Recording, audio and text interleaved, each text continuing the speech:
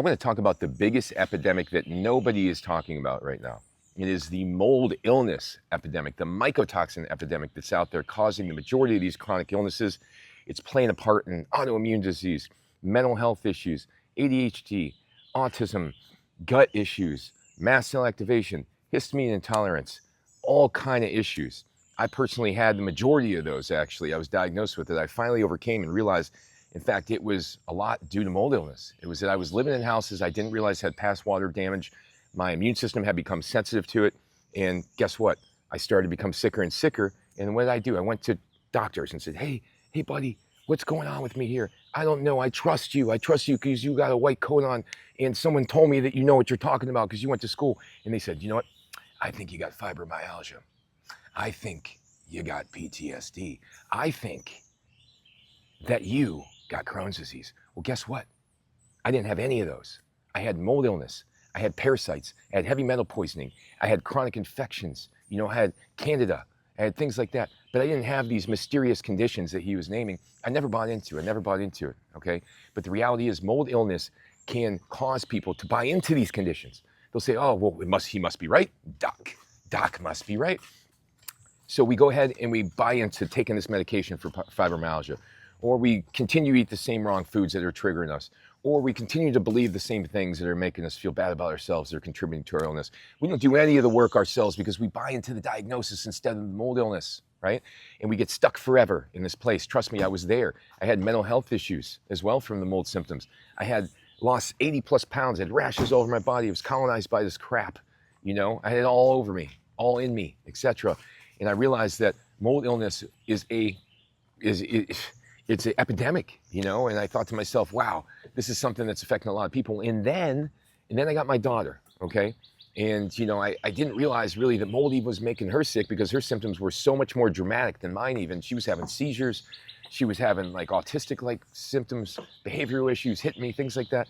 And eventually I realized, once again, it was from what? Mold illness, mycotoxin illness, but hers was much, much more sensitive than mine.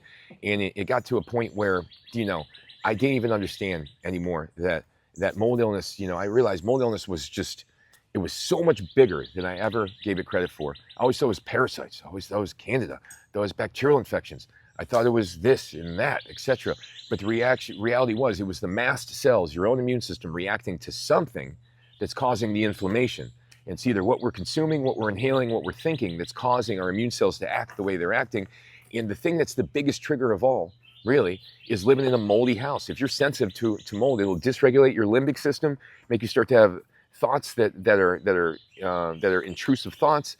Your thoughts will start racing. You won't know why, and you'll be stuck in a situation where you're just paralyzed by these thoughts and these physical symptoms, and you don't know why. So you go out to the doctor and ask for Xanax, or you go out to the doctor and you ask for this medication, that medication, and you say, oh, well, it's helping, but it's not fixing the problem. Why? Because you're still inhaling the problem. 50+% of the homes out there have mold problems, okay? Look at the stats. Up to 80% of commercial buildings have past water damage. 80%, okay? And people have asthma issues. They have chronic sinus issues.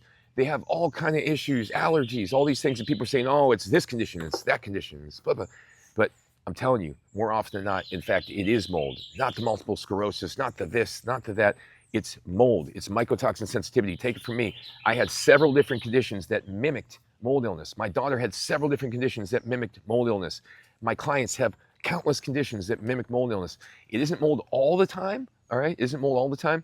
But I gotta say, if you don't consider mold, then you're ignorant. You gotta be completely ignorant, or you must have never went through anything even close to what I went through. So mold illness, I think, is the biggest epidemic out there. I'd say at least a third of the chronic illnesses that are ongoing and not fixable by using medication, at least a third of these things are related to mold. And how do I know this? Because guess what? Half of the homes have mold issues that have been tested, and 80% of the buildings have water damage. The probabilities are just way too high.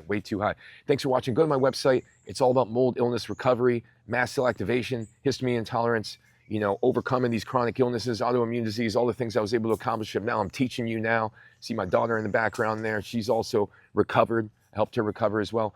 Thanks for watching. My website's endsickness.org. Hundreds of articles, hundreds of videos. Take a look.